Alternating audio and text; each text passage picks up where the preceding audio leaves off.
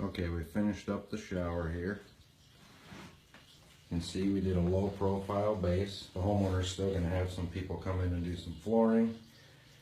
They need to do a little tile work yet, but we did the rain slider door, the bypass slider door, rain textured. The panels are blizzard color.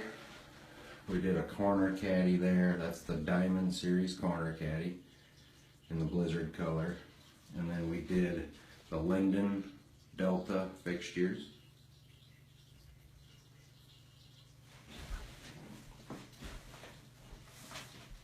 And then of course the door.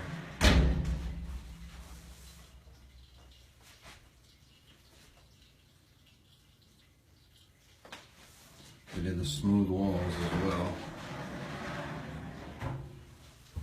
84 inches high.